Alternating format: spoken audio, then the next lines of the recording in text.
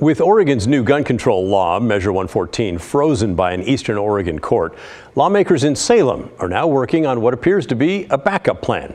Their new bill includes a permit requirement and limits on magazine capacity, just like 114, and then it goes further. Evan Watson explains.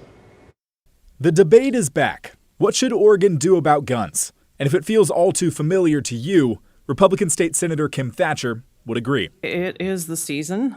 It's that part of session. The gun control, or actually gun owner control, advocates are in full force. They basically say, in essence, we need these laws in the name of public health and safety. And the other side says these proposals will have little effect on public health and safety, but will make law-abiding citizens less safe. In November, Oregon voters passed Measure 114, banning high-capacity magazine sales and creating a permitting and background check system to buy guns.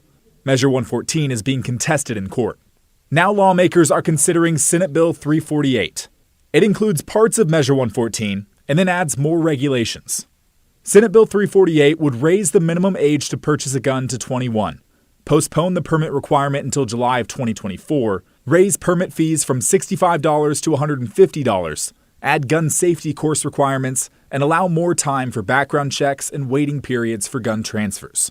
Thatcher and other critics say this bill could circumvent the legal challenges to Measure 114. The constitutionality of the provisions of this measure have been challenged and are being challenged, and yet this bill will short-circuit that process.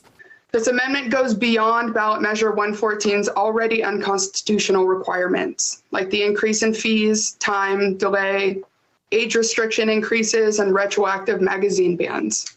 Elizabeth Howe, a representative for Oregon Alliance for Gun Safety, said the bill would create a safer system of permits and background checks that gives police more money and structure to make it work. The -1 amendment to Senate Bill 348 makes some important changes to aid in the implementation of the new permit system and ensures that law enforcement has the tools and resources they need to implement the measure. Most of the speakers at Monday's public hearing opposed the bill. These measures are disenfranchising Oregonians and making them feel as though they have no voice in their government.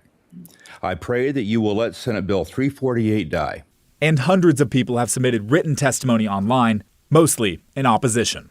I had a customer come into my store and she was scared. She had a threatening neighbor. Police couldn't do anything because they hadn't harmed anybody yet. With this bill going through, she'd have to wait days, and she didn't have days. Evan Watson, KGW News. The Senate Judiciary Committee is now accepting written testimony on the bill. They'll continue to do that through tomorrow night at 5 o'clock, and then it will hold a work session on Thursday. Many of the bill's supporters say there's more work to be done to clarify this proposal.